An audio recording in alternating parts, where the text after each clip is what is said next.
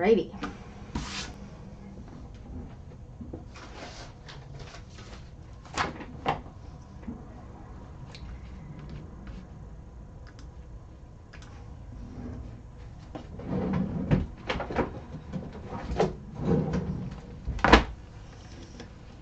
Ooh, I'm sitting low today.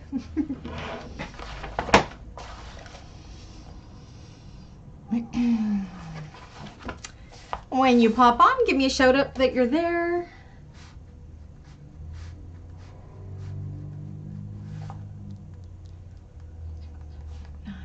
Hi, Dawn. Can you hear me okay? Hi, Cynthia. Can you hear me okay?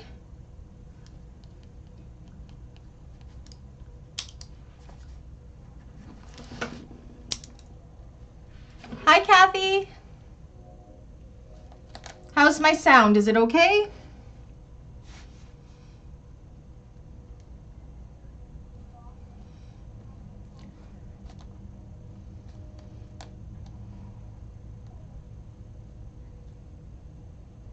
Perfect. Who's sewing along with me today?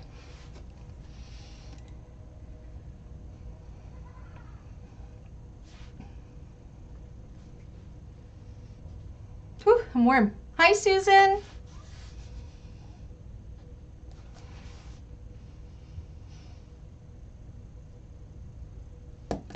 Been a busy day for me. I finished the Pawling tutorial. Did you guys see it? I also did a cutting tutorial on the Selah by Sewing Arts. Okay, Susan, you're just watching. Okay. Cynthia is sewing. Excellent.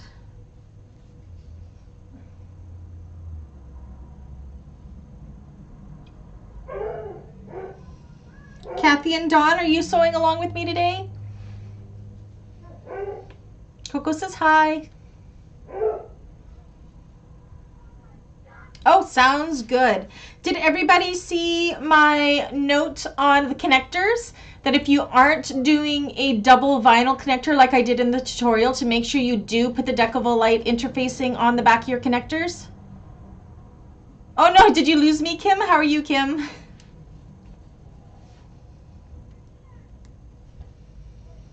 Still at work? Aw. You're not sewing with us today, Dawn? Okay. You want to make this one now that you've seen the tutorial though, don't you? Dogs, that's Dexter barking. Riley is feeding them right now.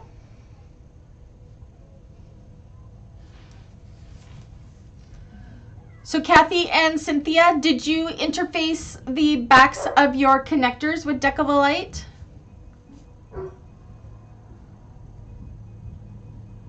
As per the pattern? I couldn't remember if I mentioned it. I did put it in the homework list on the Facebook group, but I can't remember if I mentioned it last class or not. Because originally we were going to do back-to-back vinyl, which I will admit I am going to be doing that still for mine, but that makes it really, really thick for a domestic machine. So yeah, so if you aren't doing the back-to-back vinyl, then make sure you have that Decavol on the back. Oh no, Kim, I hope your day gets better. Okay, perfect, Cynthia, you did that? Perfect, because we will get to the connectors today, so I just want to make sure. But you will do it? Okay. Perfect. Said you're not going to see it on my connectors because I ended up, actually I did something new for my connectors. You know how I usually, let me grab it here. Oh, they're stuck. It has no stitching on it. You know how usually I will stitch all the way around the outsides and then do the edge paint? I actually glued them with my leather glue before I did the edge painting and cutting out, and it worked really good. So now I don't have to follow any lines of stitching or anything. But I didn't have any scraps of Decavol and I have never tested EB Fuse Heavy in connectors before, so I did not want to risk it. So I just ended up doing these connectors as double. So I didn't need to interface because I'm doing 2 layers of vinyl. I should grab all that from over here so I have them ready to go. They're still in my edge painting station over here. Everything is nicely edge painted, nice and shiny. Kathy, how are you liking the edge painting process? Do you like it? I love it. It's one of my favorite things to do. And these ones, I only did a single row, but I'm not going, I didn't interface the back of these because I do have 2 layers here, so I should be fine. It should be fine. Let me grab my little Pawling that I finished yesterday. So this is my tutorial bag. Look how cute this is. It's teeny and it's tiny and it's so cute. You guys just got to see my funny pants. So yeah, it's cute. I'm pleased with it. This little zipper pocket is like seriously big enough to hold a lipstick, but it is necessary in order to close up the bottom of the bag. So, oh, are you going to buy a house, Kim? I love house shopping. It is so adorable, and it's actually quite wide, but it's a perfect little teeny tiny bag. I like it. Hardest part is the sides. It's a little bit thick around here, but that's okay. Okay, so we'll get started in about 3 minutes if nobody else joins us. Diane is on her way home today, so we will not see her today. She already finished her Pawling. Anna is at work, so hopefully she will join us.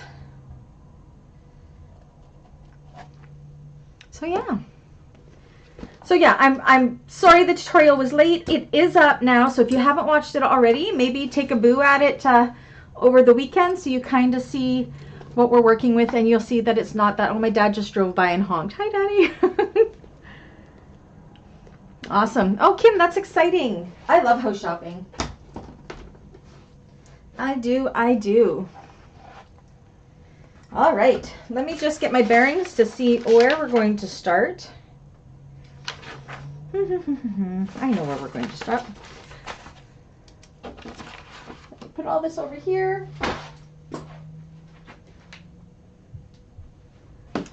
Whew, I'm really warm. How bizarre. Let me just get my pieces ready, and then we'll get started. All the pieces we're going to work on. Do you have any questions before we get started about anything? Oh, I did change. I originally, for the pattern piece H, I cut pink. I meant to cut black, so I recut those in black. Hi, Rhonda. Rhonda, are you sewing along with us today? Again, if you guys see my pants, I'm doing laundry, so I'm wearing the funniest leggings right now.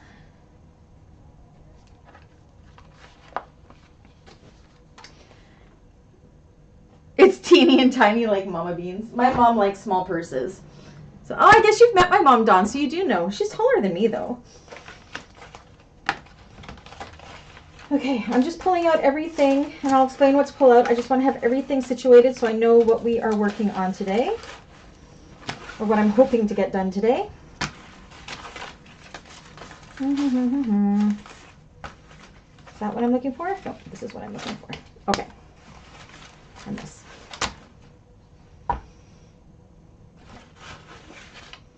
Oh dear. Alrighty, are we ready to get started?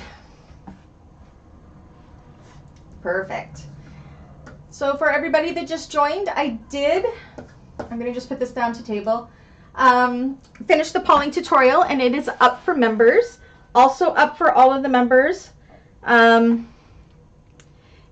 is the cut video, which I did for the Selah by Sewing Arts. That tutorial will be going up next weekend. But again, I'm only releasing, like on the Thursday, I'm releasing Meet the Bags. Friday, the cutting video. Saturdays is the actual tutorial. So I'm just dumping everything into the Beans Peeps Club when I get it done. So then it's all ready and uploaded and ready to go for when I want to make it go live to the public side, because I'm trying to get it to fall on days when my viewership is the most. So as a member, you get a bonus. You get to see all those sneak peeks. So yay, yay you. Alrighty. You have a heart button where you chat and it doesn't do anything? I don't have any hearts. Nope. Not here. Okay, so if everybody wants to grab out their bottom piece, did you all put your Deckable Heavy or Peltex on the bottom of your bottom piece?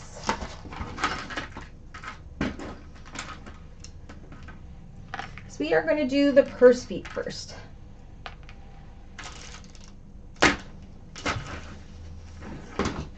I gotta grab out.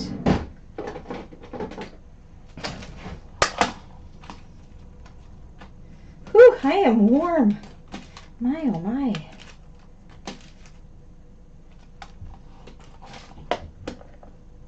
Oh, did it do it? I missed it. Hi, Annie. Can you send me hearts again? I wasn't looking at the screen. That's cool. I'll probably look away and you'll do it again. How are you today, Annie? Are you sewing along with us today?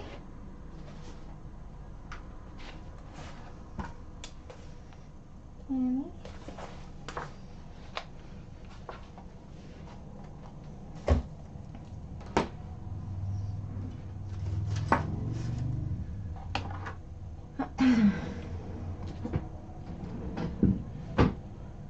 You'll be keeping up with me? Okay.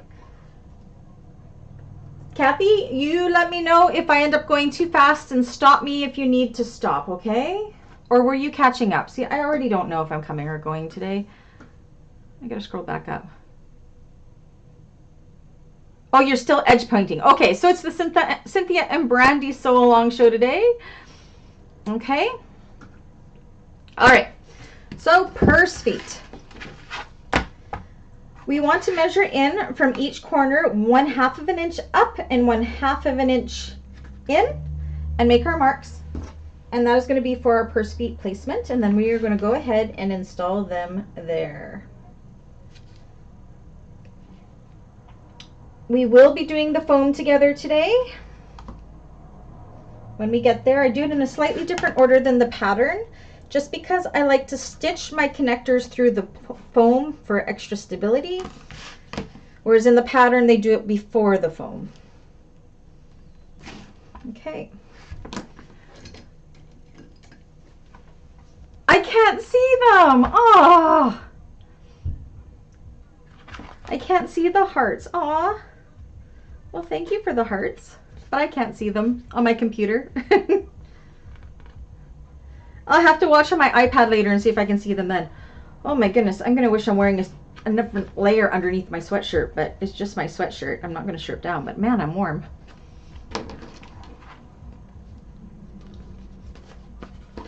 So installing our purse feet.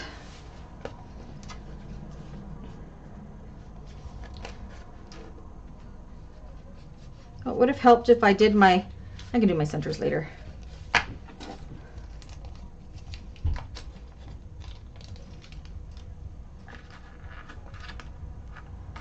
So this one should be a pretty quick sew, and it is a great scrap buster for sure.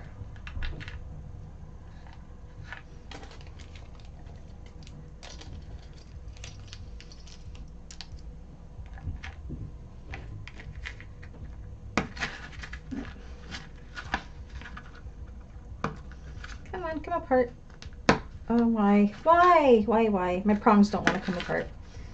Hate it when that happens. There it goes. I think we got it.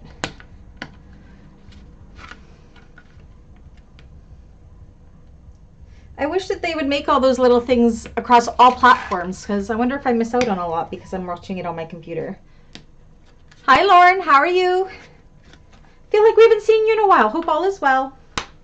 Mark you off is here too, Lauren. Oh, you were here last week. What am I talking about? Last week seems so long ago already. I mean, I've already... Dave and I went away to Vancouver Island, which was nice for our anniversary.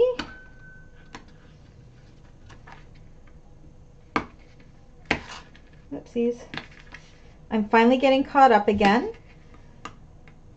I talked to my doctor on this coming Friday to find out if I can go back to full work. I honestly, the last couple of days, have been working full days. My elbow's not bugging me at all, so I'm pretty sure I'm good to go. Okay, I'm going to put some tape on the back side of my prongs just to make sure they don't just to add a little extra security and to make sure that they don't rub against the lining or the foam that'll be there. Where are my scissors?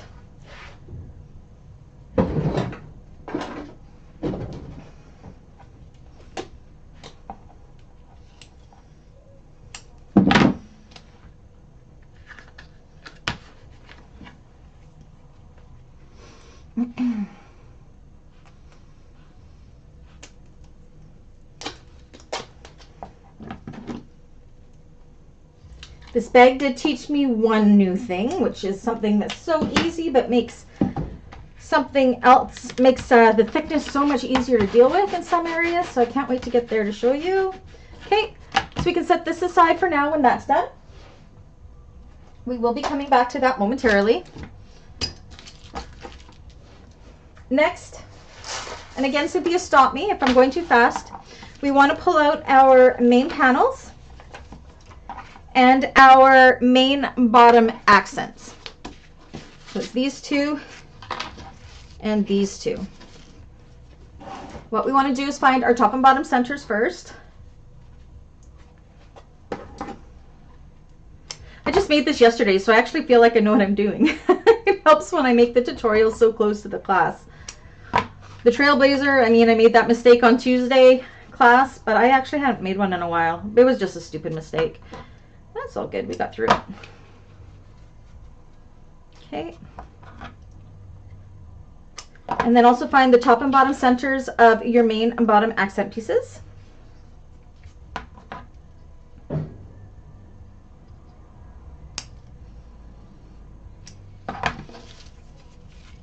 Pink and matte black. It's going to be cute. Both of these from the Galaxy Customs Canuck line. It's a really nice weight, domestic machine friendly marine vinyl. So, okay, so now what we want to do is take these and put them right sides together along that bottom.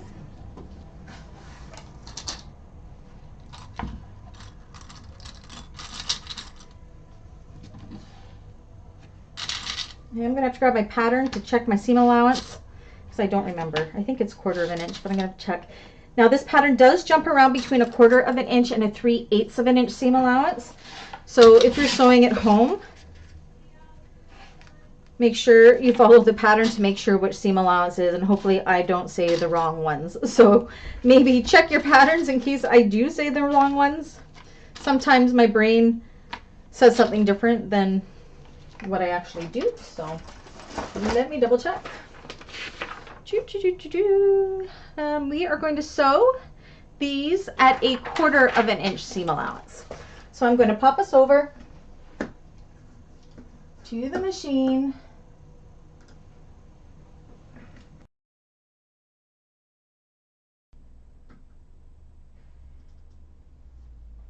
How is my sound? Is my sound okay still?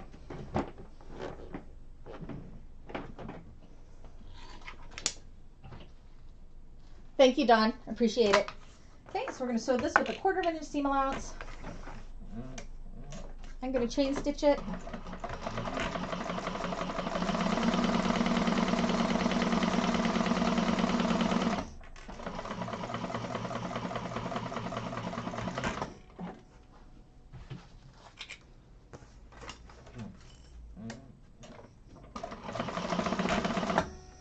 And I will admit, on those that were here on Tuesday, with how flustered I was at a serious blood sugar low. As most of you know, I am diabetic.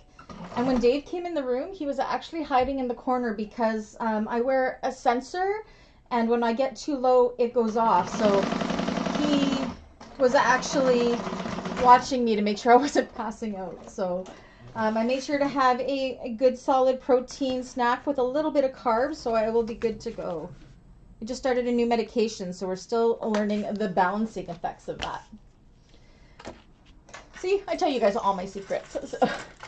Okay, so now what we want to do is for both of these, we want to make sure our seam is pointing towards the bottom, and we're going to push this down like so, finger press it, and then we're going to top stitch through this bottom accent piece to hold that seam in place.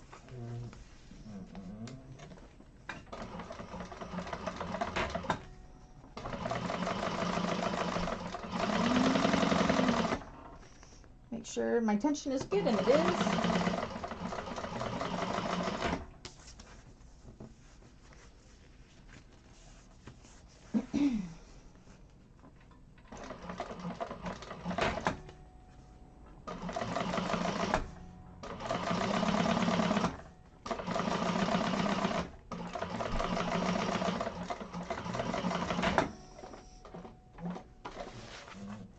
There we go. So far, so good.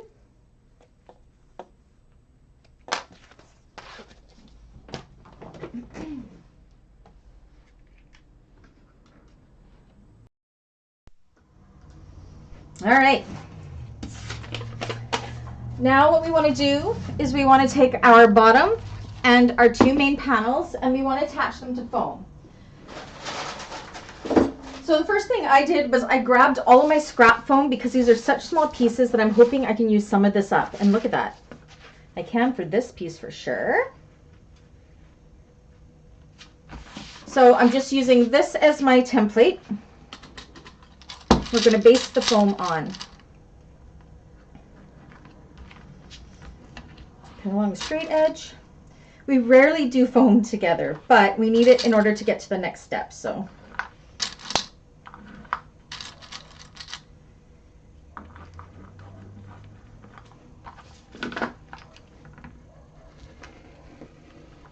or if you're not using foam, go ahead and use whatever interfacing you are using.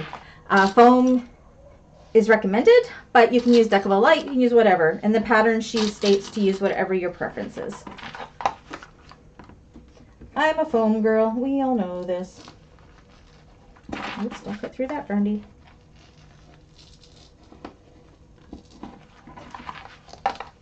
Everybody's still there? The chat went so quiet.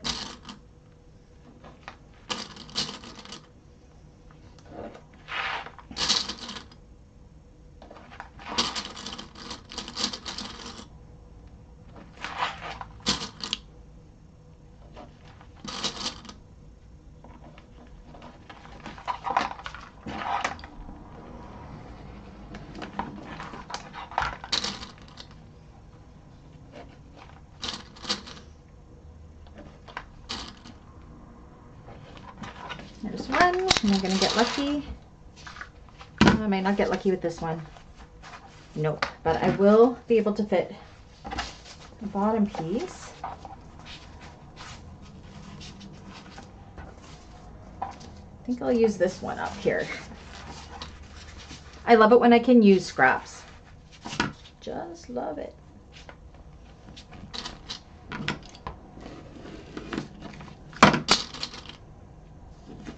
Everybody's still there?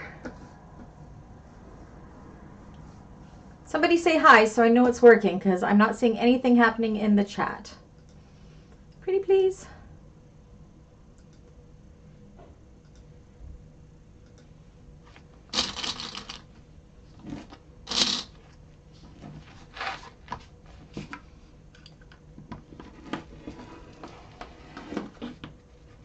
Your hair still? Okay, cool. Awesome.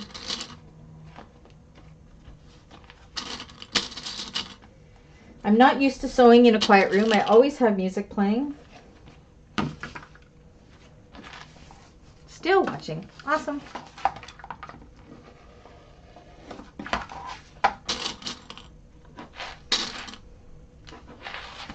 So I'm just putting all my foam on here, and then I'll take them all to the machine at the same time to base them on.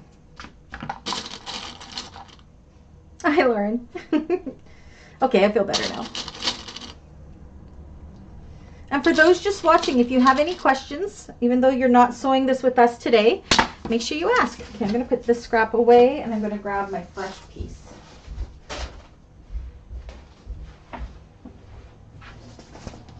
Fresh piece.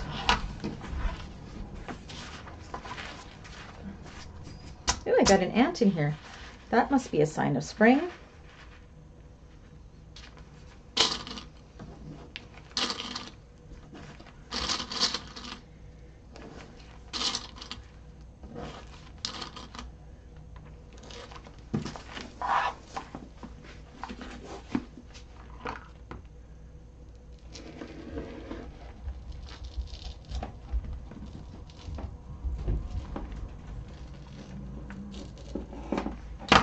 piece out of the way.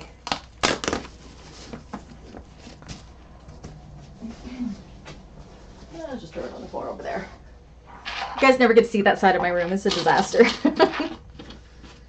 And I've been away the last 2 weekends, so I haven't had my studio clean days yet, so which happens on Sundays.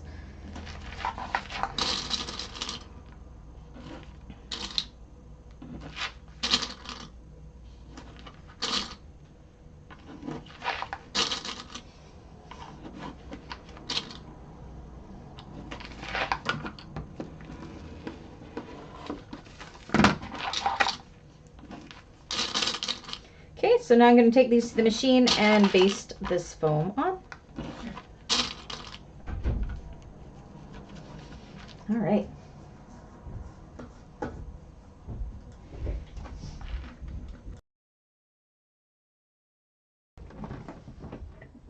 Okay.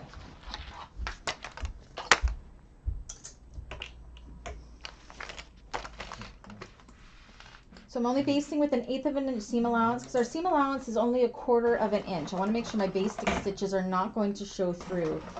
So unfortunately that doesn't give us much room for cutting back our foam out of the seam allowance when you're using a sew-in foam. But we will cut out as much as we can to reduce that thickness. And I don't know if I'd use a fusible foam with this one because it is such a tiny hole turn that I would be scared it would dislodge. I'm not one for really fusible interfacings, unless it's EB Fuse heavy because it stays in place. But deckable light, no. Fusible foam, no. They just don't stay, in my opinion, where I need them to stay.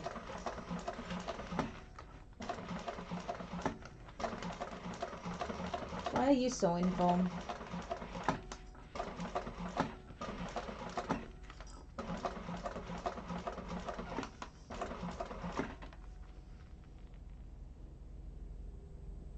Thank you, Rhonda. I think the pink, the cotton candy pink, and the black, and then the matte black hardware are going to be sharp. I hope. I hope my clients think so too, and it sells right away.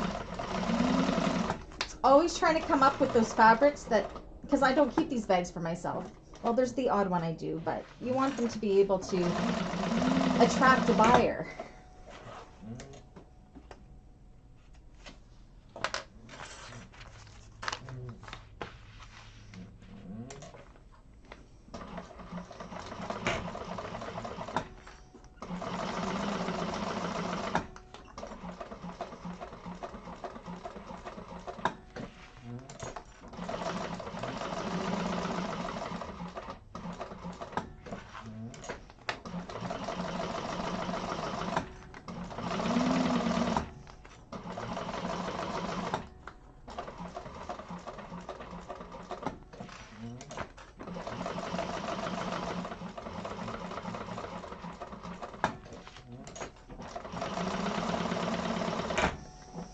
Of course, I'm using a very contrasting thread, so my top stitching better be perfection. I'm not always brave to do that, but I'm going to have to be with this one.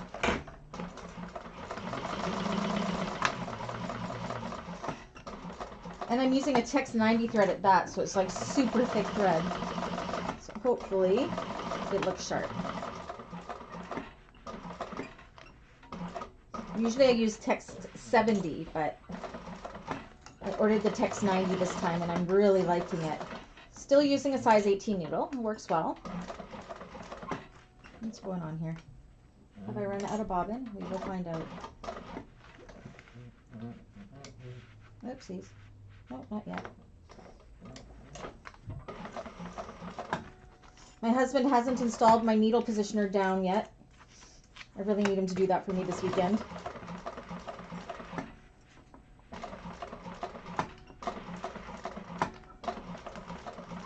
That's my...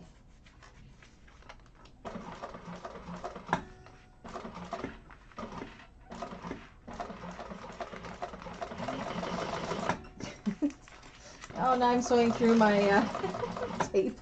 There we go.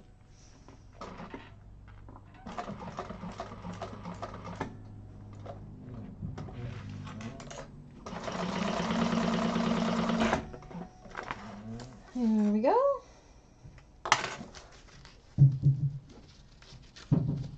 Okay. And that didn't stick very well. Yes, I use the Tex 90 in the bobbin too, Kim, but I am on an industrial, so if it's, I can fit all the way up, I don't know. I've never tried a Tex 135 or anything like that, but all of that will fit in this machine. Yeah, I use Tex 90 in the bottom. I gotta change out my bowls. Okay.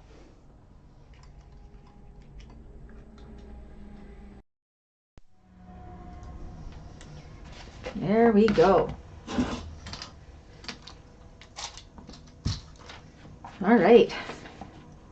Am I keeping going, Cynthia? Am I good to go?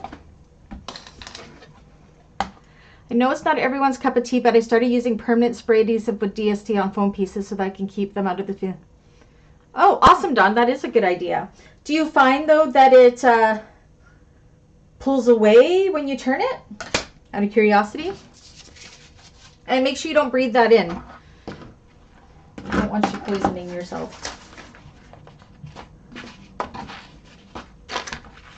Did I have to change my tension? I am constantly, not on my bobbin, no. I didn't have to change my tension. My top thread, or my top tensions, I change all the time, depending on thicknesses or whatever. So, but I really don't have that big of a difference between the 70 and the 90, except for the thread is like so thick and so nice. Cynthia can't follow anymore. Oh, she can't? How come? Did I miss something? Let me go back.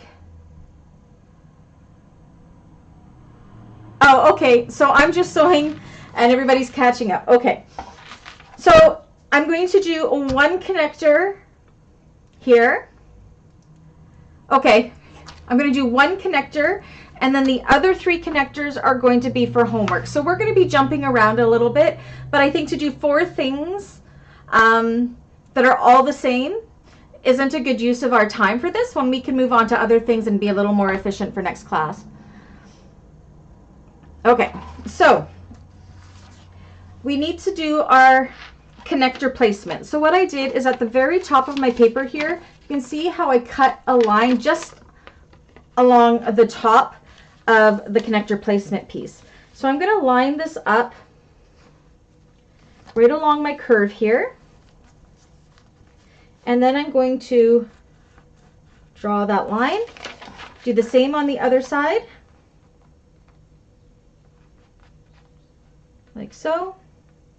I said if we have time at the end of the class, we can come back and do more of this. Holy, my smartwatch is just going off. Okay, so I'm only going to do the one right now. And then we want to grab one of our bottom connector pieces.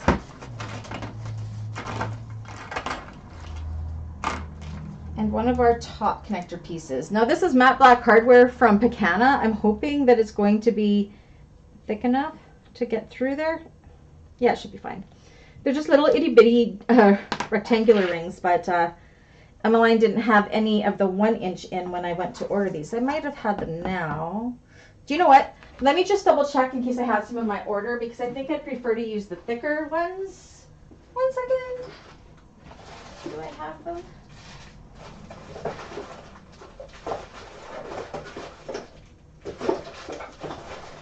No, I don't. Okay.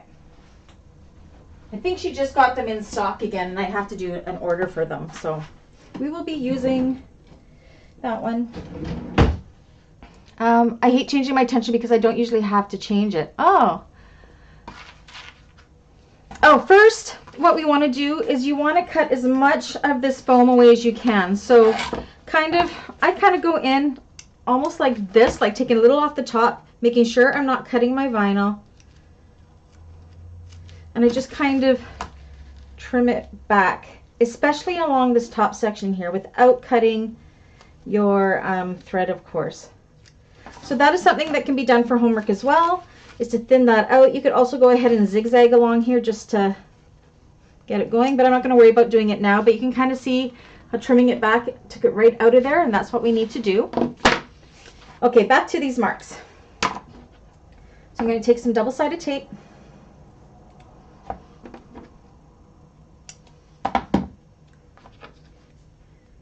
I'm going going to put it on the wrong side of the bottom connector. Look at my nice edge painting. And then we're going to line the top straight edge with that line that we just drew, just like that. And you will do the same thing with the other three, but we're only going to do the one together. So now what we're going to do is we're going to go around here and we're going to stitch all the way around this, top stitch it with an 1/8 of an inch seam allowance. I didn't do it in the tutorial, but I am going to pull my threads to the back so I don't have that back stitch piece there as well. So let's go ahead and do that. Okay.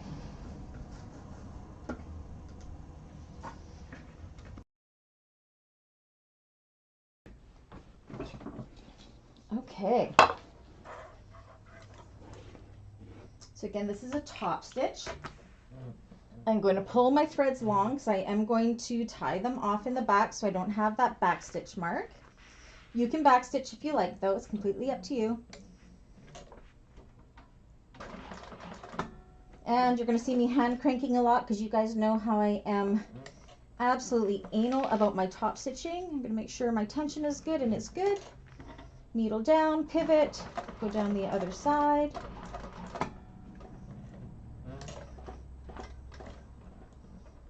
Make sure my needle is right in the corner there.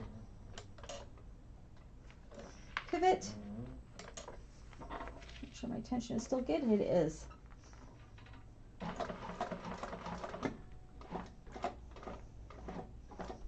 Make sure it lands right where I need it to be. Pivot.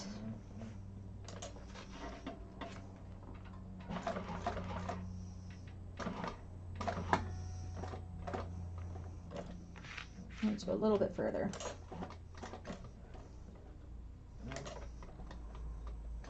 Pivot. Okay, and before I get too much further, I am going to pull my bobbin thread, my starting bobbin thread, to pull my top thread through. Again, you don't have to do this. This is just something I like to do. Especially when I go to do the pink one, because this black thread is going to show so much.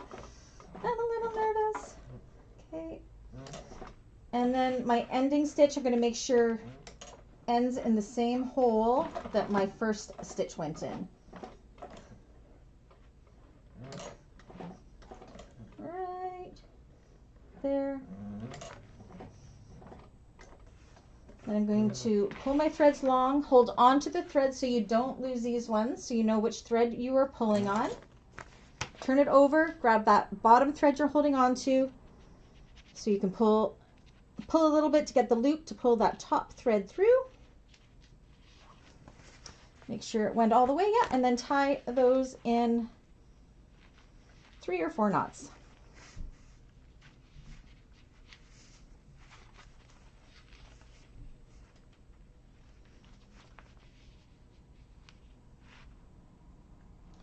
Can't believe how small it is compared to my pen.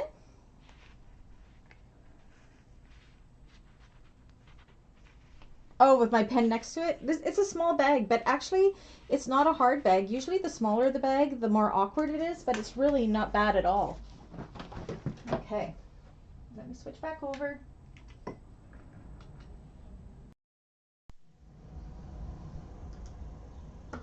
All right, so I am just going to burn my threads a little bit here just because I am using that bonded thread. And that is what, can you even see that? What that looks like. All right, so yes, in the pattern, she does it without the foam and then puts it on, but I just like the idea of sewing through the foam just to make sure that connector has a little extra oomph behind it. Okay, so now we want to take our top connector piece, put a little bit of double-sided tape on the back. Again, if you didn't use double vinyl like I did, I have vinyl on the, I just use black vinyl on both sides. If you only did 1 layer of vinyl, make sure you have that deckable light piece here to make sure it's nice and stable. Okay, so again, these little rectangular rings, if you order matte black hardware from Pacana, this is what you get in the 1 inch. It's not quite what I wanted. It's only a 1/2 inch high, but I figured I have 100 of these. So I figured this bag would be a good one to use it up on. Plus I didn't have any left. So we're going to take this over top. I'm going to fold back this tape, and you're going to know where this is good, because where you fold it, you want it to be about 1/4 of an inch or so away from the sides. It's one of the reasons why I did this in black, was so you would be able to see it more. So see how I have it folded under, how it's a little bit from the sides there, like especially these corners is about 1/4 of an inch, and then you know it's folded under properly.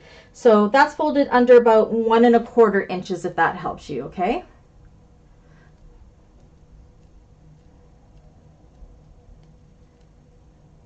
Aw, Cynthia, what do you have to cut out?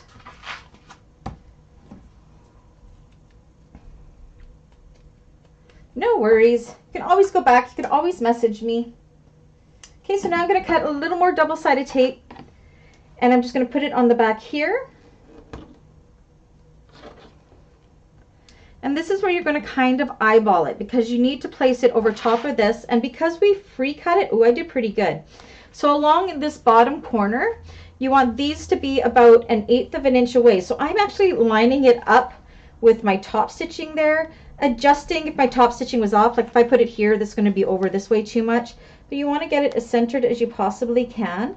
So use your eyes. When you like what you see, put it down like that. Readjust so it's kind of, see? And then what we're going to do is we are going to top stitch across here right up against our hardware. So I am going to be using I'm going to be using my left zipper foot. Oh, Cynthia, yeah, you kind of need those pieces, hey? And then 1/8 of an inch all the way around. Okay, so let's switch over and do that.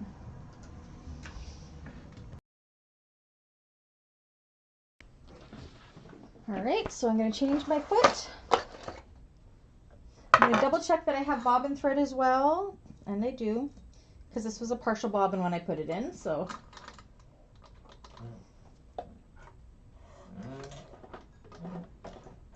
Okay. Again, it's my left zipper foot that I am using. So that's the one with the little footy thing on the left-hand side.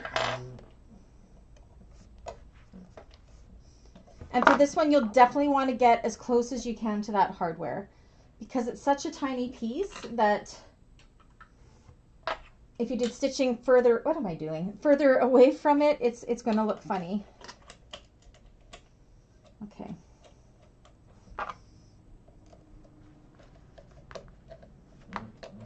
Check the chat. Oh, Dawn, that's sweet. Okay, so again, I'm going to pull my threads long, because I am going to tie them off, because I don't want that back stitchedness. I mean, you can back stitch if you like. And I'm going to start as close. I got my walking foot like right up against my hardware there. Whew, take a deep breath, because this is going to show if I mess up. And I'm going to start sewing.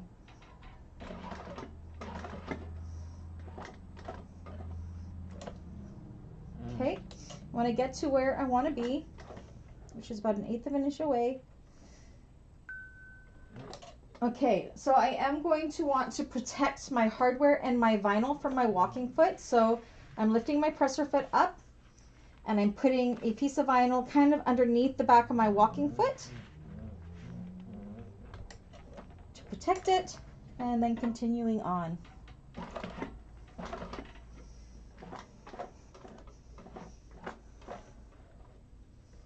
Get to where you want to be and pivot. That turned out okay.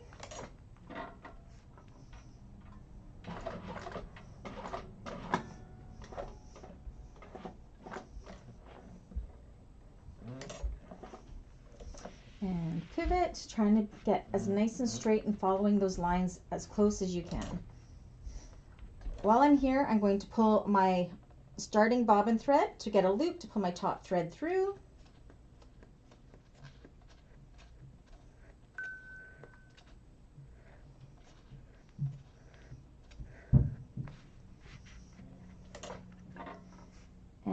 across.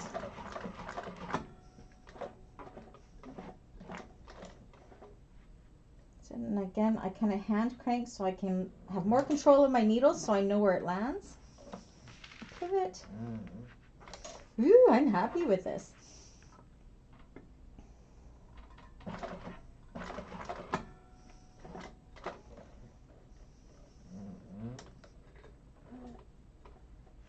And pivot. And then I'm going to hand crank and make sure that my needle lands in that same starting stitch again. I'm proud of myself. This turned out okay. I was nervous about the black thread on the pink. Pull your threads long, hold them back, pull that bobbin thread to pull that top thread loop up and pull it through.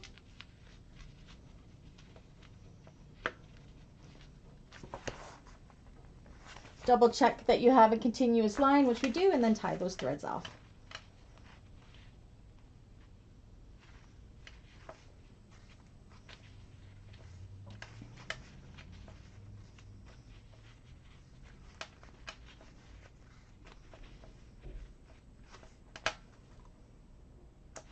All right.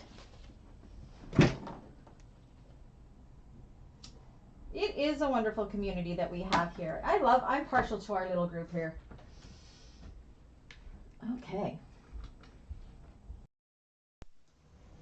So I'm kind of really proud of myself. Look how good. I mean, I went a little off long there, but I think it looks pretty good. So I'm going to write down homework just so I remember. So homework is going to be to do the other 3 connectors. So the other one on this one and the other 2 on here. 3 other connectors. As well as if you're doing rivets, install your rivets and your nameplate. So I'm going to put my rivet, eyeball it kind of right from this point to the middle. And I will be putting my rivets right in the middle, right there. And then centered down here, I think for my nameplates, I went 1 1/4 inches. But again, it all depends on how big your nameplate is or your handmade tag. And I installed it right here. I can show you on this bag. Just like that. So I got my center rivets and my nameplate right there. So that will be homework. Is everybody okay with that? Said it's just repeating itself again, so I think that that will be okay. All right, so we can put those aside. How are you doing, Cynthia? Whereabouts are you?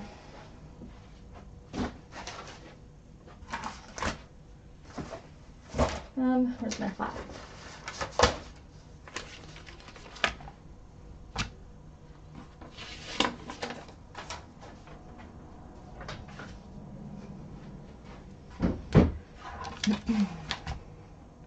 Just thought I would double check to see if you're close to being caught up, because I can wait a few minutes before we move on to the next step for sure.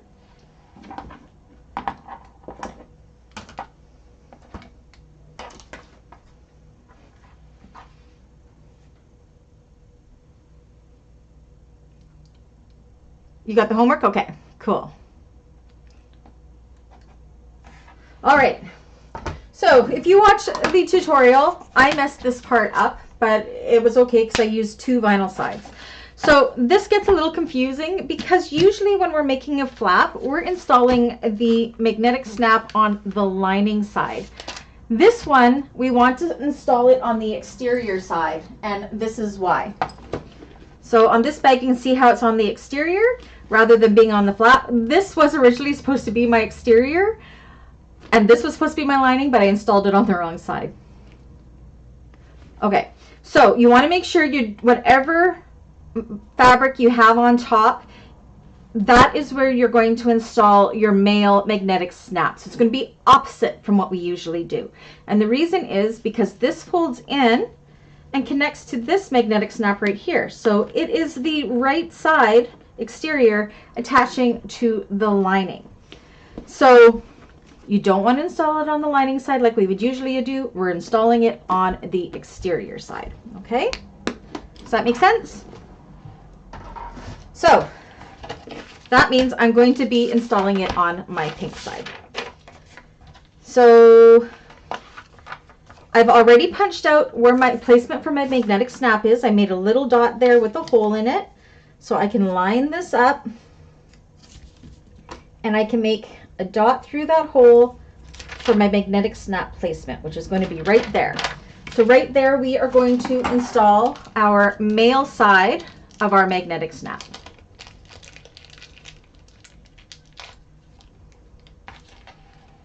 Okay.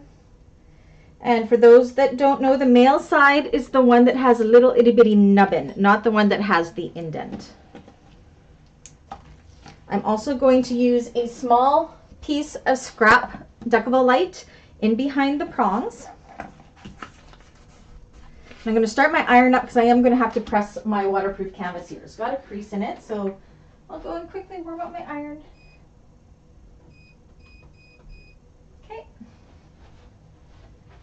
The iron doesn't stay on all the time, so okay, so go ahead and install as per your instructions for your magnetic snap.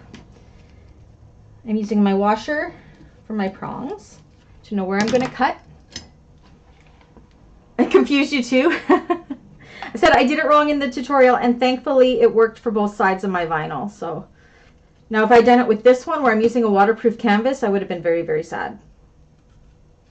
I mean, it would have been okay, but not how I would want it to go.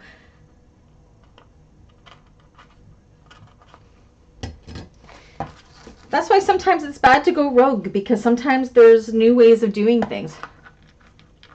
Male equals, just to recap, male equals itty bitty nubbin. That's right. Itty bitty nubbin. Okay, and I'd like to put the Duckable Light or Duckable Heavy over top of the prongs before I put my washer on. My preference is to push them to the center. I don't know if it's right to do it to the center or to the outside, but I've never ever had a problem pushing my prongs to the center. And then I'm going to take my mallet. It's going to get loud for a second because I like to just give it a quick bang. And then put some double-sided tape, or not double-sided tape, Gorilla Tape or duct tape. Oh, usually I can tear it. Not today. Over top of that for extra security and to make sure that the prongs don't rub a hole in the lining piece. Okay. That's what that looks like. I'm going to go and give this a really quick press to get that crease out of it.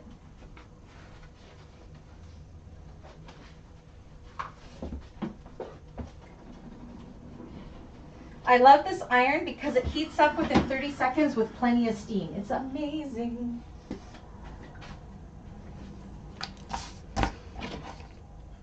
Okay, so one thing I didn't do is I want to find the top center straight edge of both of these pieces. So I'm just going to do a little snip and a little snip.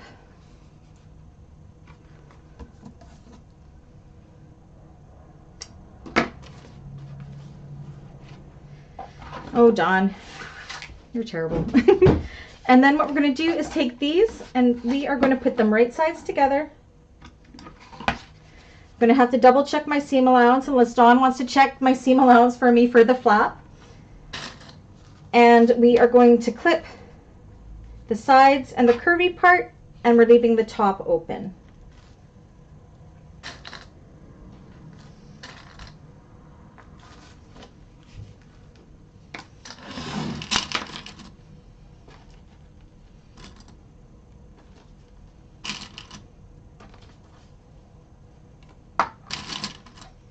Thank you, Dawn. I think it's 1/4 of an inch, but I just want to double check.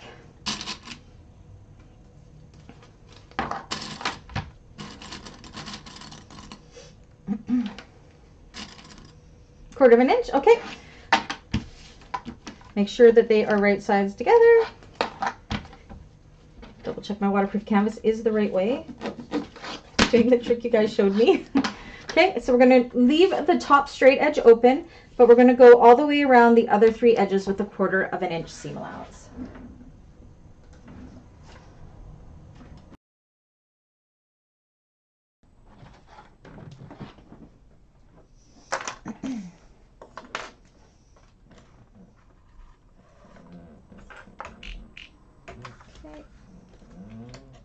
Oh, and at this point you can switch back into your standard foot once you have all your connectors done.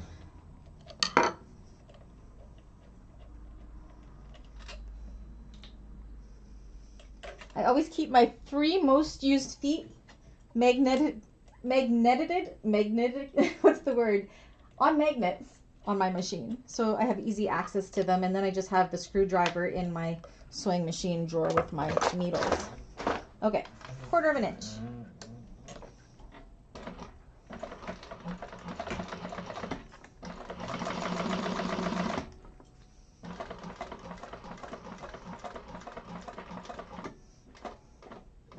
Needle down before you pivot. Take the curve nice and slow. You want to make sure you get a really nice shape with this.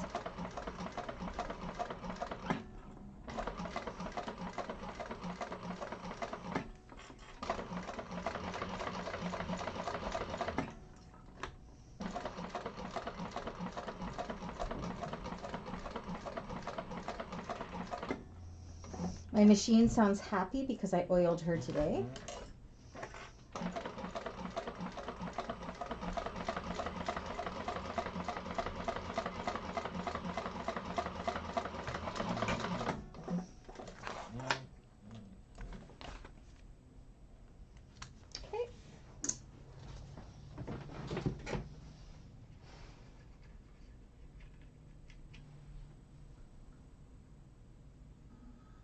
Oopsies. All right. So this is what we got. Stitching is nice and good. Now I'm going to grab my, what are these called? Pinking shears. And I'm going to cut along this curve. This will help us get a nice curve when we turn this out. Trimming it down to 1/8 of an inch or so. And on these sharp corners, I'm just going to cut at an angle like that without cutting the stitching, and that's going to help make those corners nice and sharp as well. And then you can go ahead and turn this out.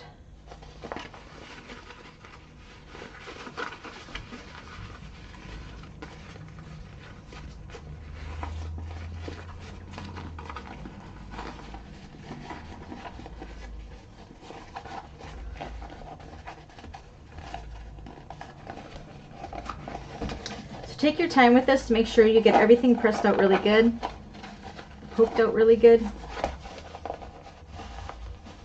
I really love the black and the pink together. It's pretty.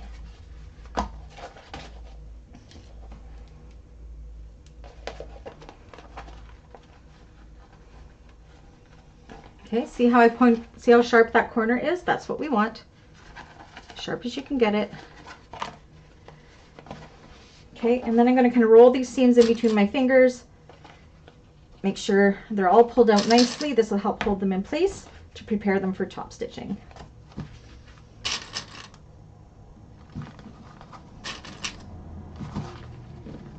And you can also clip this side because we will baste it shut at the same time. If you're using cotton, you definitely could go ahead and press this if you wanted to. I'm just giving it a really, really good finger press.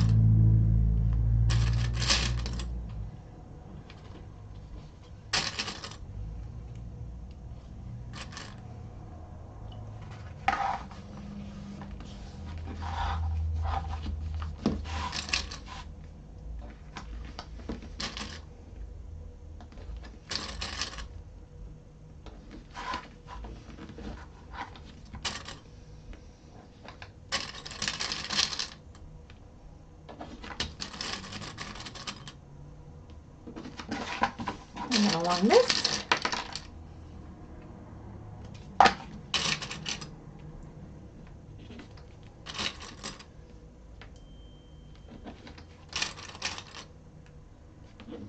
Okay, so now we are going to baste the straight edge shut with 1/8 of an inch, or closed with 1/8 of an inch seam allowance, as well as top stitch all the way around with 1/8 of an inch seam allowance.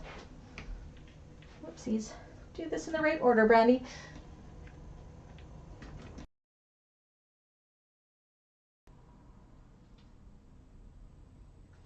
the right button? Nope.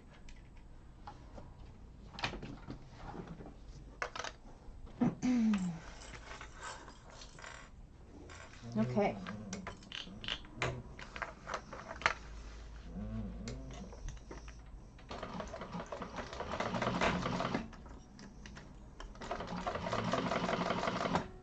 Just gonna make sure my tension is good on the opposite side. We're good.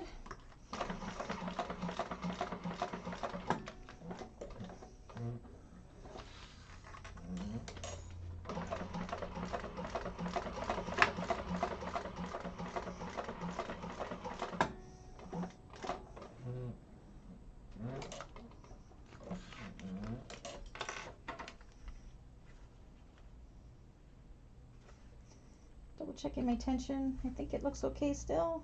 Yeah, it's all good.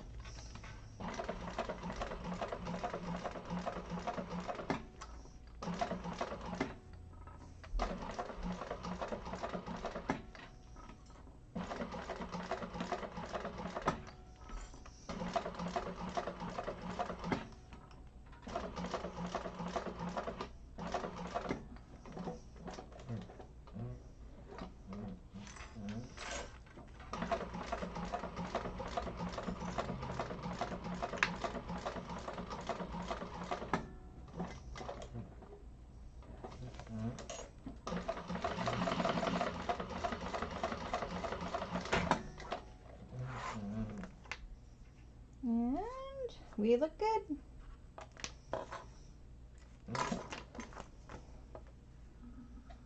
Okay. Hi, Wanda, how are you?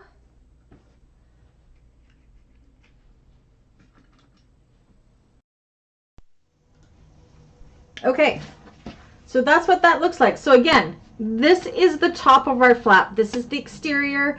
As much as it feels like it's going against what you want to do, this is where that snap should be, and then this is the lining side. Nice to have you here, Wanda. Welcome. Okay, let me just grab some pieces. I gotta quickly go give we're gonna need our 2 lining pieces. I know they look ridiculously small. And where are my other pieces here? Here they are. My 2 lining tops. I'm going to quickly just go and give these a quick press. I'll be right back.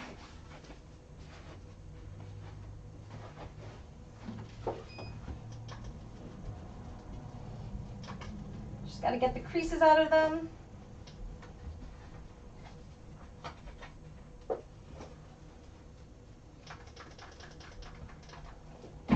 Okay.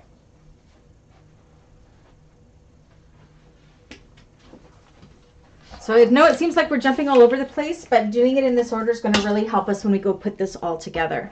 So for our 2 lining pieces, you want to find the top and bottom centers.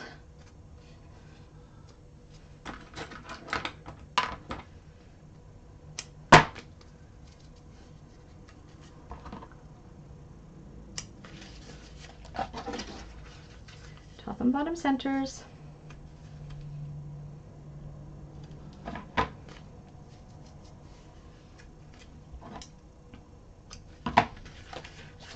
And then the top and bottom centers of these as well.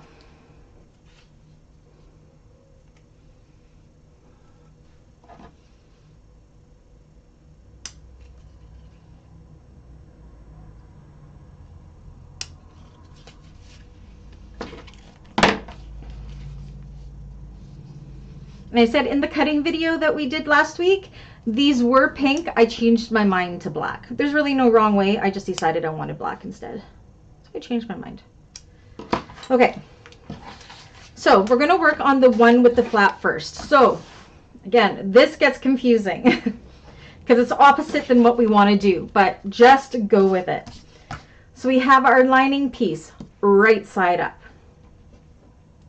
We have our flap piece right side up that has the magnetic snap on top. Thank you, Dawn. I was just going to ask.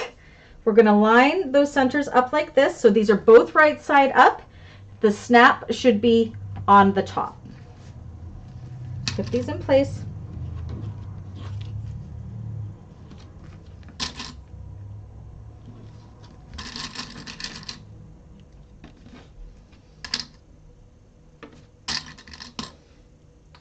And then we're going to take our lining top and we're going to put it right sides together, match up that center, and add it into our clips.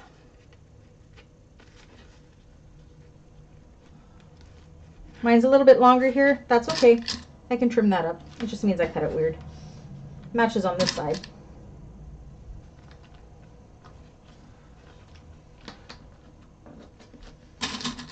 Okay, and while we're here, we're going to do this one as well. But there's no flap in it. We're just going to take the lining top, put it right sides together, and clip it.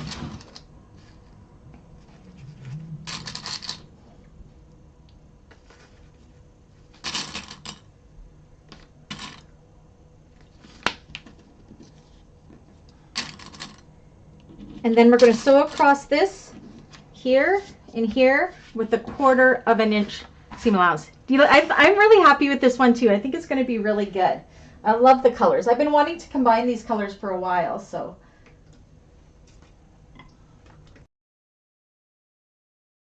Okay.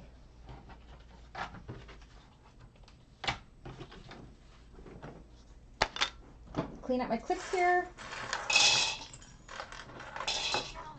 Oh, my watch is talking to me. Okay, so 1/4 of an inch.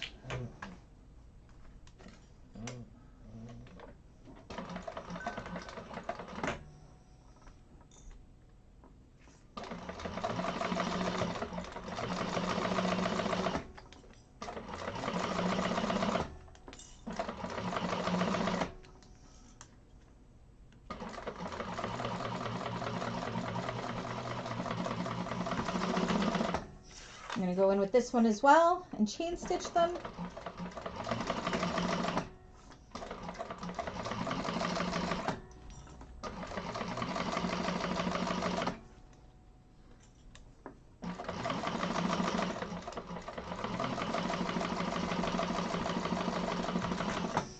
Before I go in and do my top stitching, I am going to check my bobbin again. That's one thing with using Tex 90 is the bobbin runs out a lot faster. No, I'm still good. So I always check it.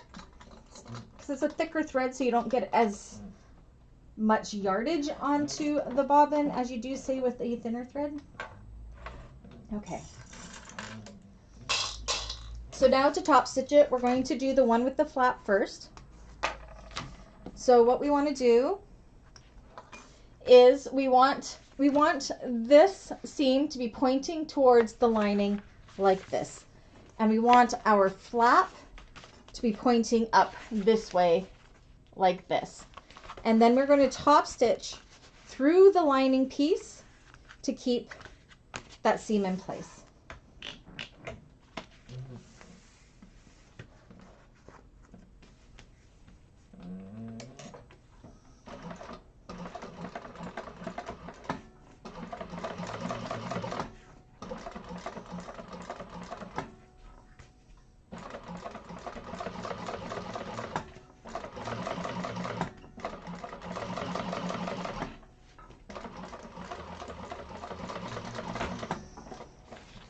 So that's done.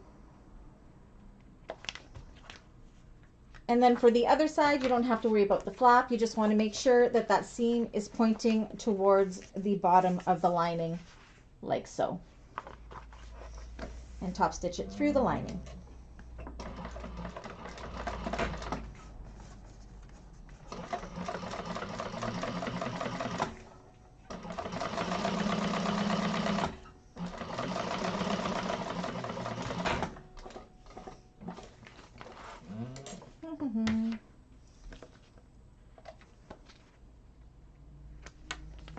All right.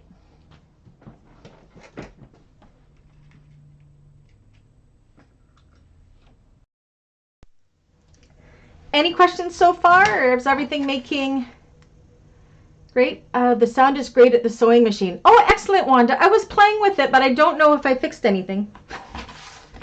So this is what this looks like. So we have our flap, so it'll come around. Next, what we want to do is on the side that does not have the flap, we want to install the female, which is the one without the nubbin, right in the center here. So What am I going to use? I'll use this. So you have your center mark, and we want to line it up. You can actually make a crease in your, might be easier to see if I do a crease here.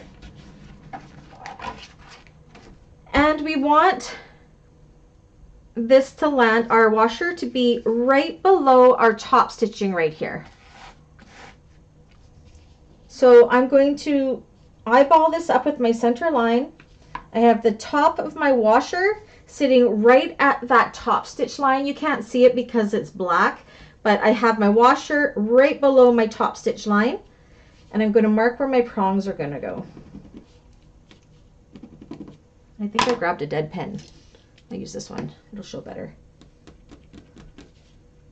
And that is where I am going to install the female side of my magnetic snap. That's my magnetic snap. Say that 10 times fast. So the sound is better, you guys? I don't know what's different. I don't know. I played with a bunch of stuff. I don't know. Okay, so it's going to go there. And I'm also going to back it with a piece of Decaville Heavy.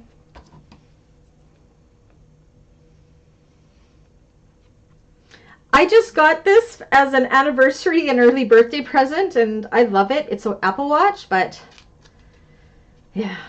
You'll see I'm doing the Selah cutting tutorial that I just posted to the members. Riley was calling me on it, and I had to answer it. But I was taping live, so it's like, man, I don't want to reshoot all that. I already cut it all, so yeah, it's all good. That's the joy of when you're recording live without voiceover. But that's okay. Cutting videos would be hard to do voiceover for. It's easier to explain as you go. Okay.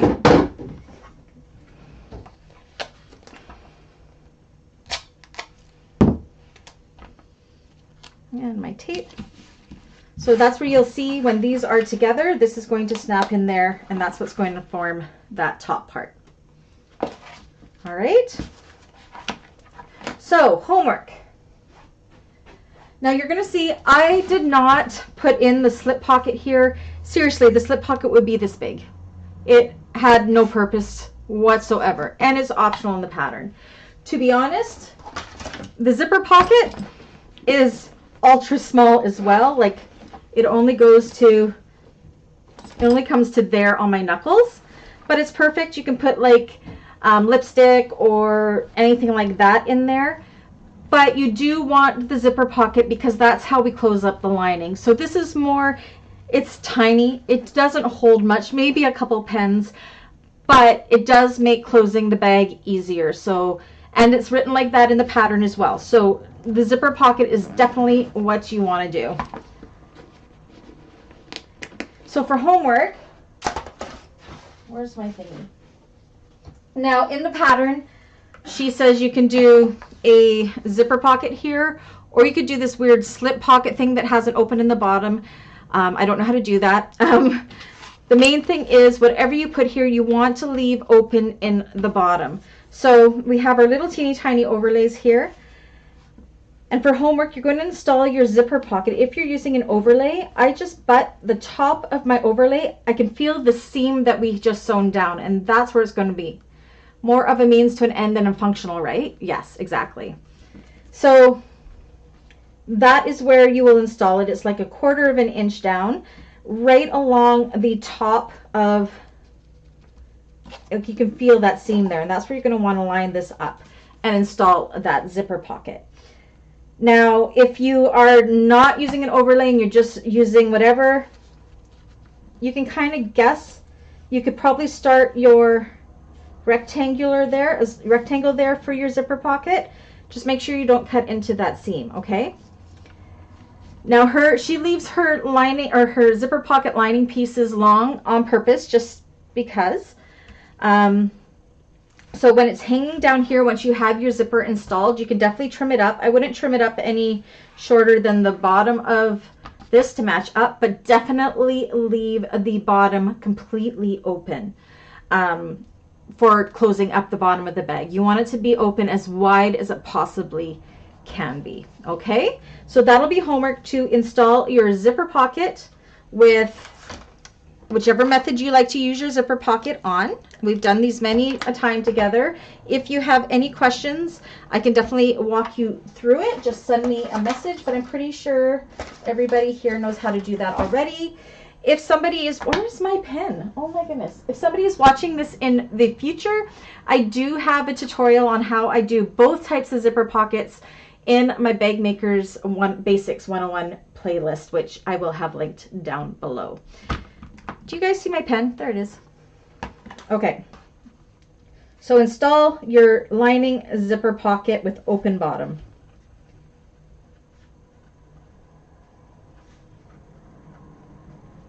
Does that work for everybody? It's mainly just the stuff that's the top stitching we're doing for homework. Okay, so I can put these aside for now. And then we are going to do our side pockets. And then that will be it for today. We're right on par. I'm also going to need my connectors. Where are you? Connector pieces. Bear with me. I'm digging through my pile of stuff here. Did I pull them out already? There they are. Okay, so let's do our D-ring connectors first.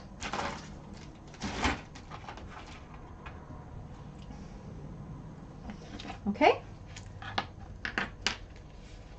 So just like we do any other connector, we have them drawn out already. Now on this one, for some reason, I cut them like way long so they kind of look funny, but they still work. I don't know why I cut them so long, but I did. I must have mismeasured or something. Still worked out. These ones are cut to what they should be. So we want to, once again, you can use clips instead of tape if you prefer. Let me clear this off a little bit first.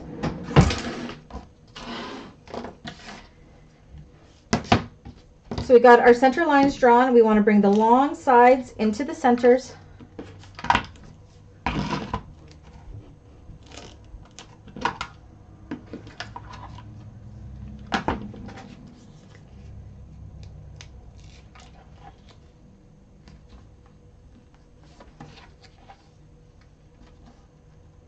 Can you guys see how fast of a make this is? Like, we have done almost all of the exterior and lining panels already. Like, it is so fast.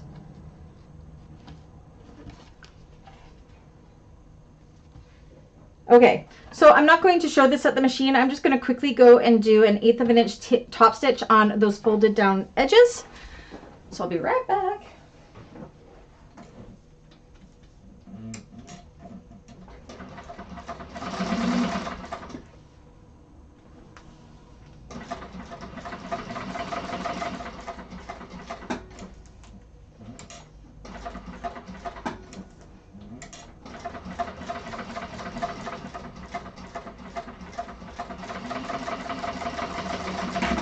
My machine sounds like it's saying humana, humana, humana to me. She's happy oiled girl today. I like oiled her insides and everything and cleaned her oil pan and everything. She's happy. Okay, so we have those. And then what we want to do is on the wrong sides, take a little bit more double-sided tape, stick them on the back, on the wrong side. Take your D-rings, put the straight edge along the wrong side, and pull it wrong sides together,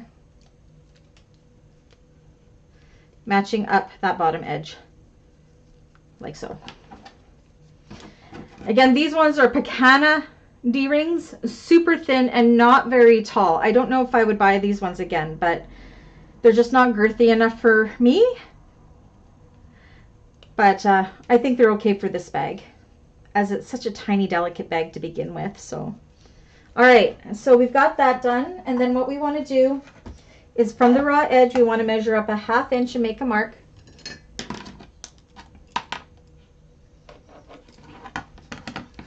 All right. I probably should be checking the pattern. I'm just kind of going, I just made this, so I kind of have it fresh in my brain right now. Okay. So on, this is what we're pulling out.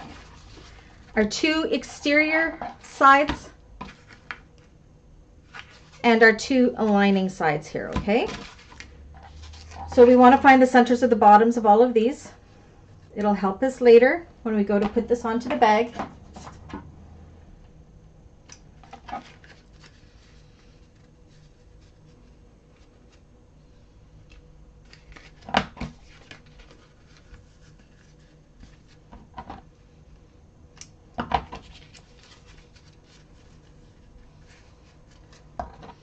All right. Okay. So now this little opening right here, you want to take this and you want to line up that line that we did.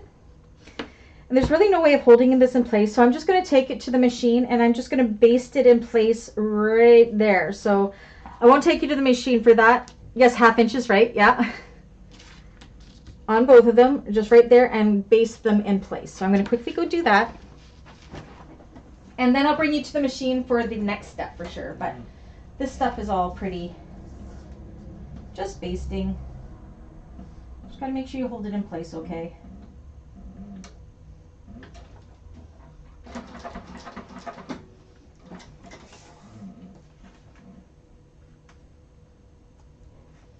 And the other one.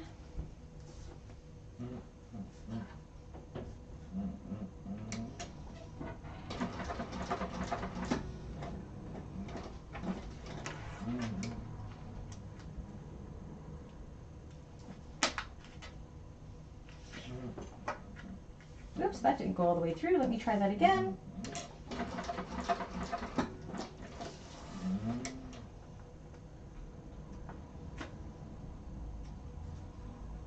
Okay. So this is what we got. And then we're going to take these pieces and we're going to put them right sides together, like so. So you got your connector hanging out top here.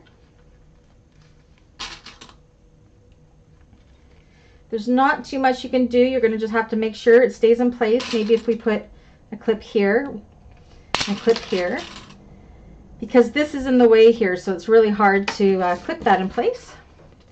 This one right sides together as well.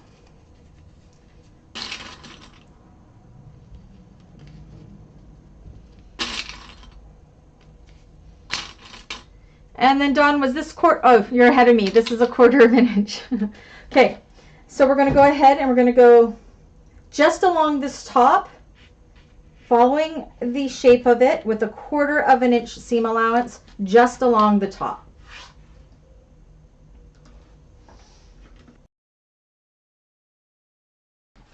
So again, whoops, you want to be very careful. Did I just move my camera with my... Let me fix that. There we go. We want to be very aware of our shape here. You want to follow the shape because we want those nice and pointy corners. So 1/4 of an inch.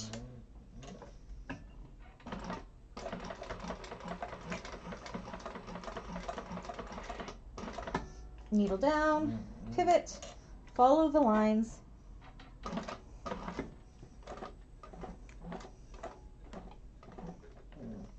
Pivot, go across,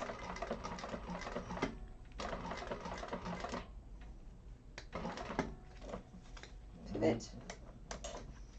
We're all thinking about that Friends episode, aren't we? Whoops, I got hung up there a little bit. The best episode with the couch and the pivot. It's my favorite. And across the top. Do the same with the other one.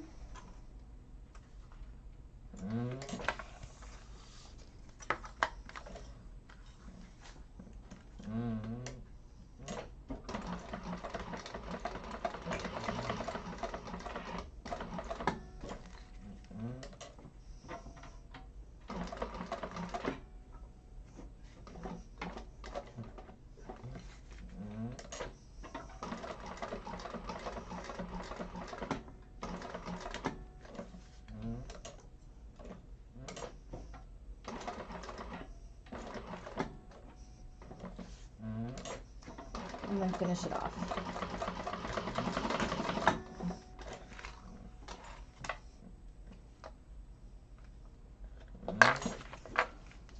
Pivot. Yeah, exactly.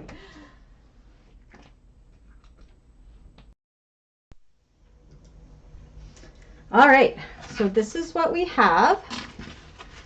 So now what we want to do is we want to take our scissors, and just in these deep corners, you want to cut just a slit as close as you can get to the stitching without cutting the stitching. So that's just going to help us get a nice sharp corner when we go to turn this out. And this bag is all about curves and corners. And then I'm also, just where this point is, I'm going to cut it on an angle close to the stitching without cutting the stitching. And that's going to help us get a nice sharp corner there as well, hopefully.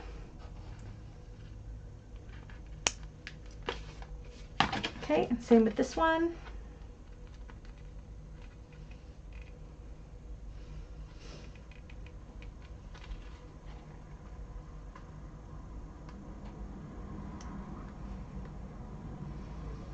I should use the outtakes. They are. I've watched the outtakes so many times.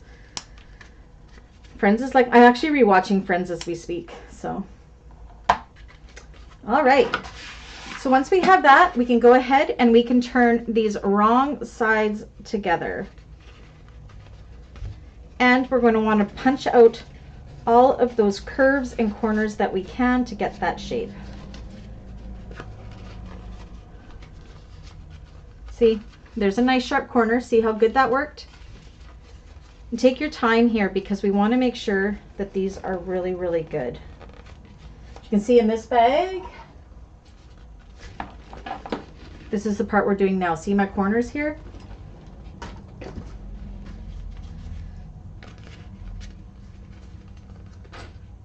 Use a poker if you need to.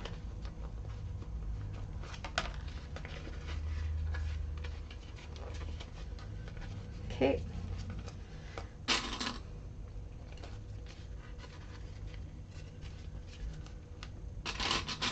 See, it came out really, really good.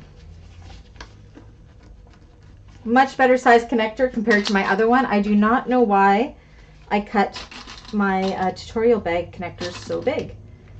Okay, and then you can go ahead and you can also clip the sides because we're going to top stitch the top and we're going to baste the sides together. So we're going to do 2 top stitches around the top. So first I'm going to go along the top with 1/8 of an inch all the way around, and then baste with 1/8 of an inch around here, and then I'm going to go in with a second top stitch 1/8 of an inch away from that one, so about 1/4 of an inch, just to secure this connector a little bit more. You don't have to do the second row of top stitching, but you can. And the pattern it suggests you do, so I'm doing it.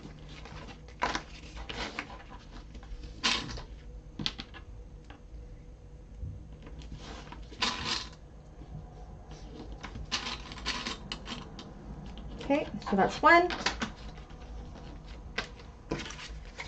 The other one at the same time.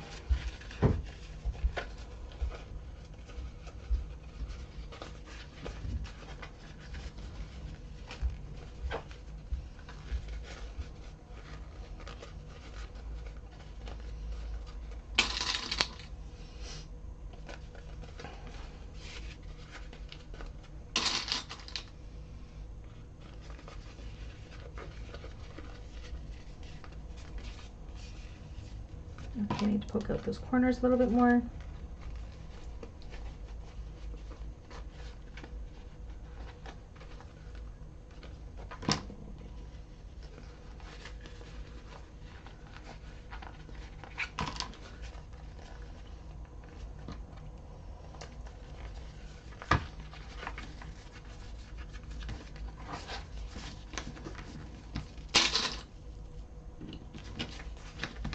Okay, make sure it's laying nice and flat.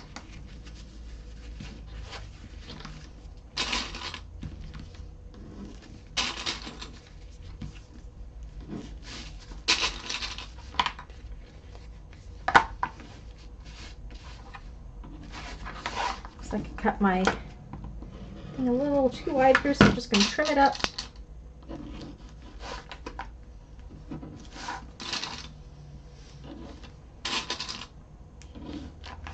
So we'll take that to the machine and we will finish those up.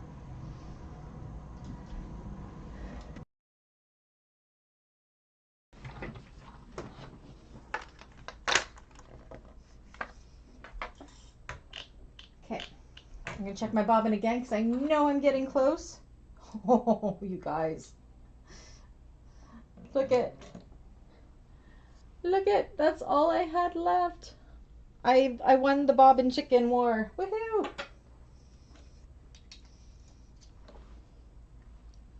Okay, new bobbin.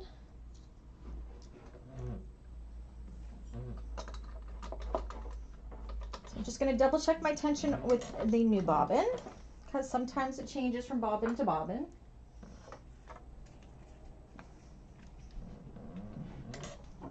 For me anyways.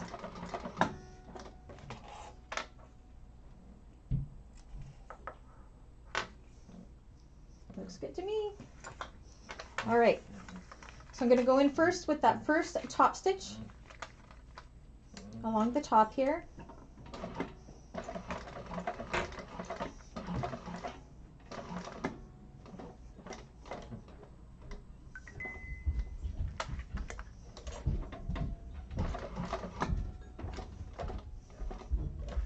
Pivot.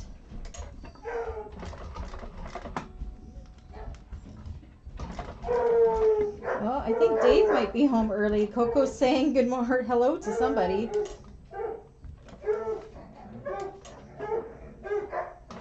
Oh my goodness.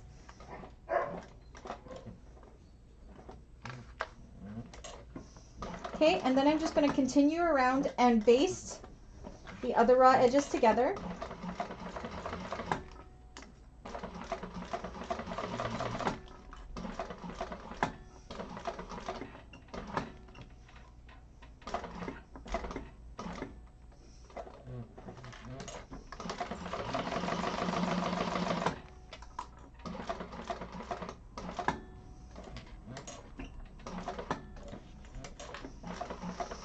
And then I'm going to go in with another row of top stitching 1/8 of an inch away from that first row along that top.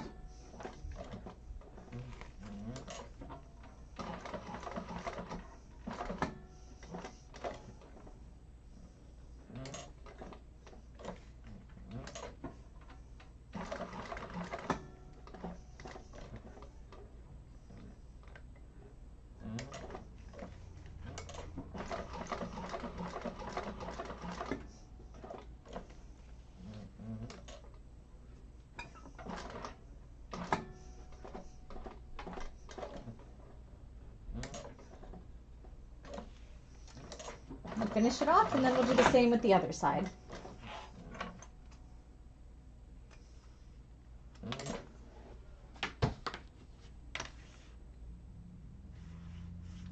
Nice try, bobbin. It's awesome.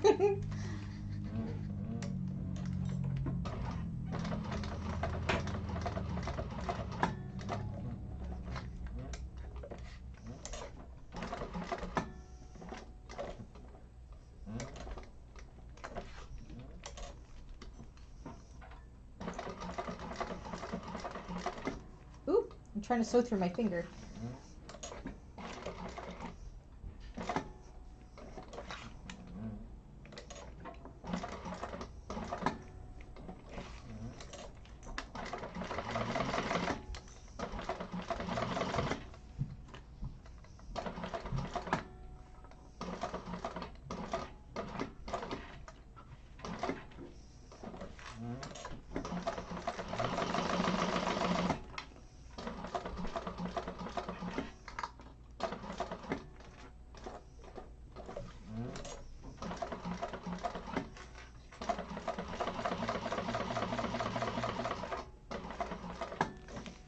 Another top stitch again.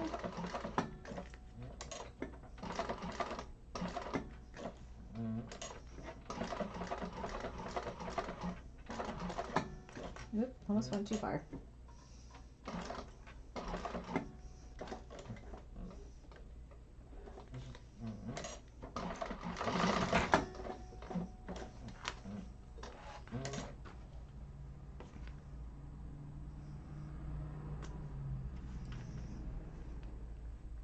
Alrighty. So I might need that finger for later. It was my left hand. It's all good. No, I do need that finger. Yes, I do need it. Okay. So I did not too bad. Look at me being brave with my top stitching. So I'm quickly going to go ahead before we do the last part of this pocket and we call it a day. I am going to go ahead and install a rivet right about here, catching both sides. So I'm going to do it through both sides, and it's also going to give a little bit more security for our crossbody strap. So I'm going to quickly put in a rivet right there.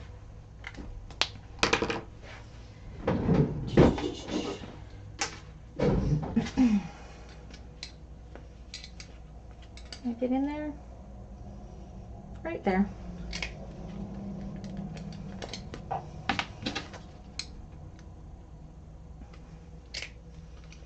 Let me get my rivet press.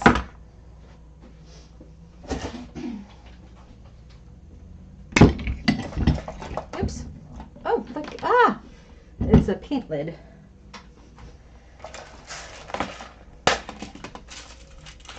I say if you're ever using matte black hardware, do not use the rivets that have the silver posts. These are terrible. I can't remember where I got them from, but they dent and everything.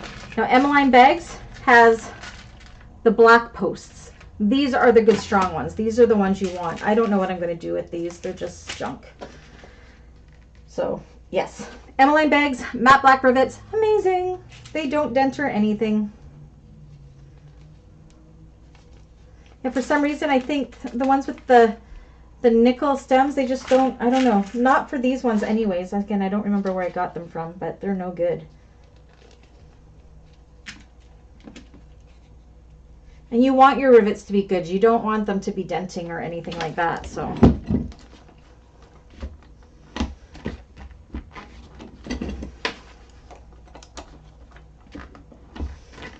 okay. So that is done. We're almost finished this part. So that's what those look like. Just set them aside for now. We're not quite done with those. There's my scissors. Let me clean up some of this and then we'll do the last thing we are going to do today.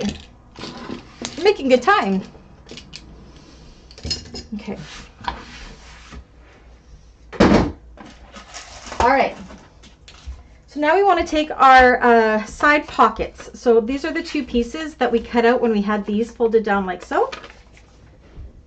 And we want to take our pattern piece D pieces. So these are going to end up going on top of here. So what we want to do is find the bottoms of these. Do a little snip just on the bottom, oh, and on the top. Same with this one. Bottom and top. And then just the bottom straight edges of these ones.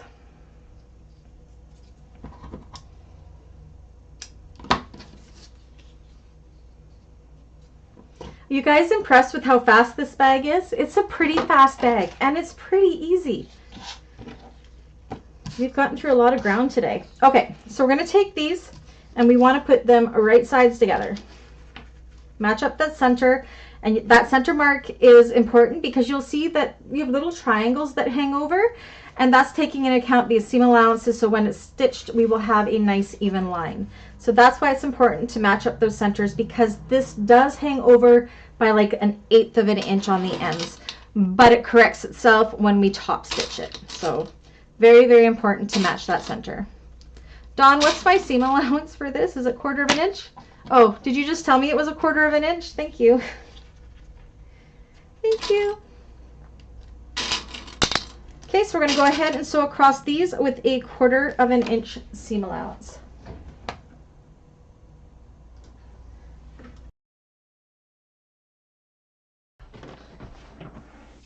Let me clean up some of these clips.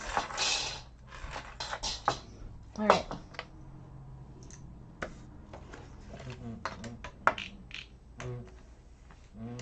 So I'm going to go through and I'm going to chain stitch these again.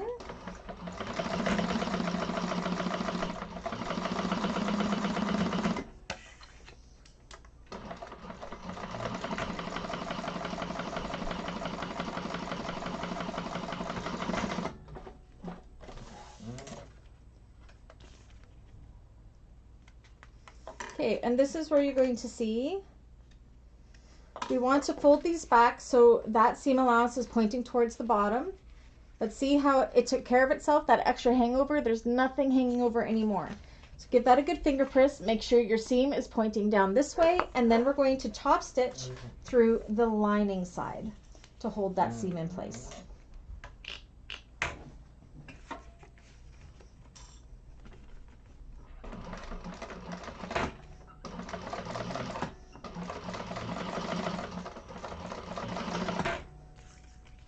Same with the other side. Make sure the seam is going towards the bottom.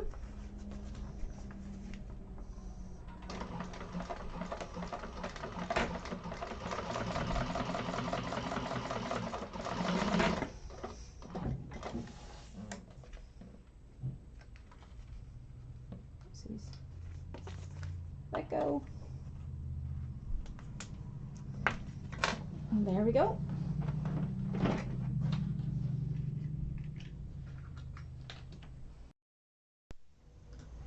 So we have these. Now this one is hanging over a little bit too much. I'm just going to even it up like that. Now we are going to take these sides and these ones here, and we are going to match up that bottom center. So these are both right sides up. Clip it in place.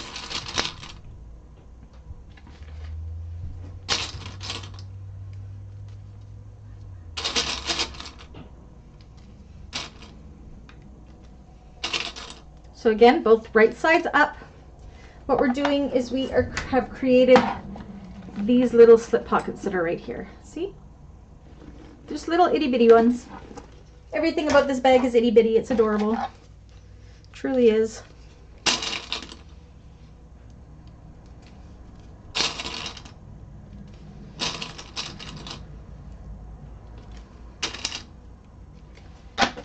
Same with this one. Line up that center.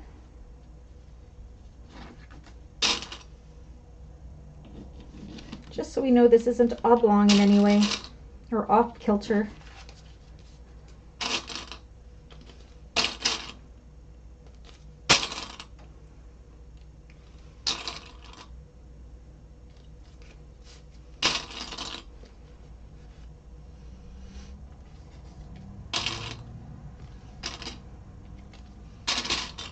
Okay, and then we're going to baste around those with 1/8 of an inch seam allowance.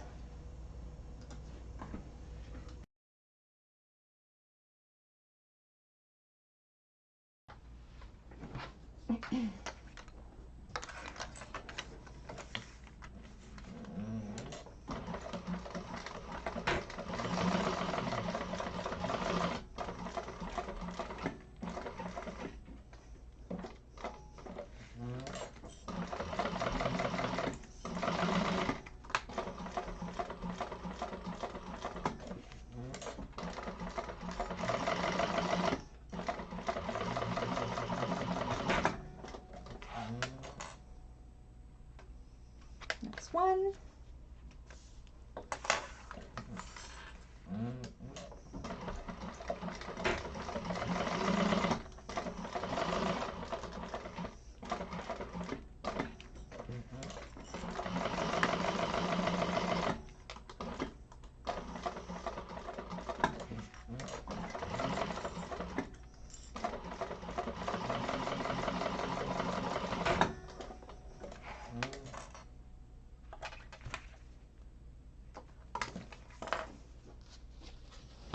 All right.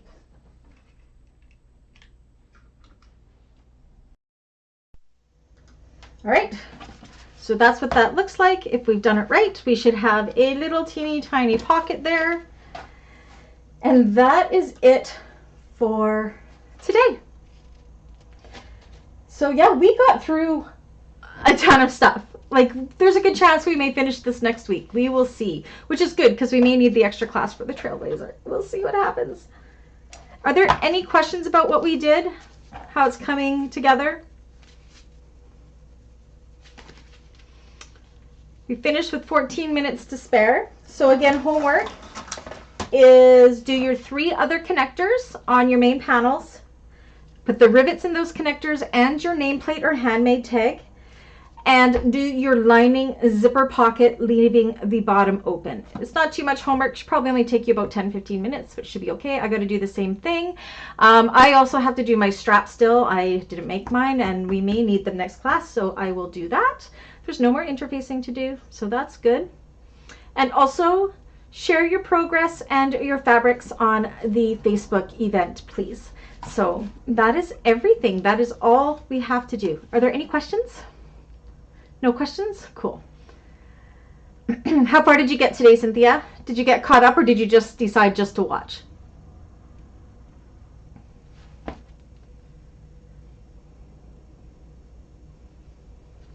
And what do you guys think? What do you guys think of this bag? I said it's a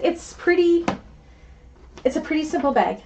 We are getting to the hardest part, which is going to be these side accents. We didn't do them today for a reason. I'm sure we would have had time to do them, at least one of them, but we will tackle those next week because they are a little bit harder than the rest of the bag. This side is the hardest part of the bag, in my opinion. So there you go. So yeah, so please do post your progress. You did get some sewing done. That's great, Kathy. Awesome. Anybody that wasn't going to make this bag, are you intrigued to make it now?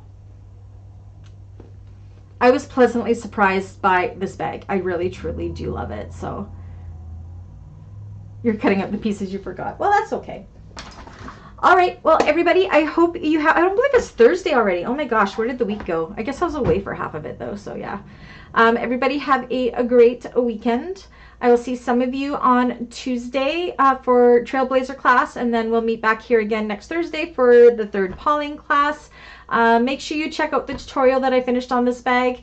It's on the membership side too, and I also got done the Sela shoulder bag by Sewing Arts, the cutting video. I have exclusive to members right now, so you can get a sneak peek of that, and that'll go live to the public side next week, not tomorrow, but next Friday. So I'm hoping to get that tutorial done this weekend, so you will also have a sneak peek on that, because that's a perk of being a member. So yeah, I will be dumping it into the member side of the YouTube until I'm ready to release it for the public side, so you guys can all let me know what you think of that. Oh no, Wanda, you should buy this one. You'll like this one. It's a gooder, and it's easy, and it's fast, and it's a great stash buster, like a scrap buster. No worries, Cynthia. We'll have the Brandy and Cynthia sew along show. It'll be great.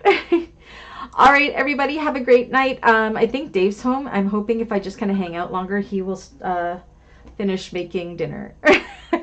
Not terrible. And I think we're going to take the dogs for a walk and get some exercise ourselves. So thank you, everybody, for coming and sewing along with me. I appreciate each and every one of you, and I will see you again later. If you have any questions, you know how to get a hold of me. I'm here for you. Okay, bye, everybody.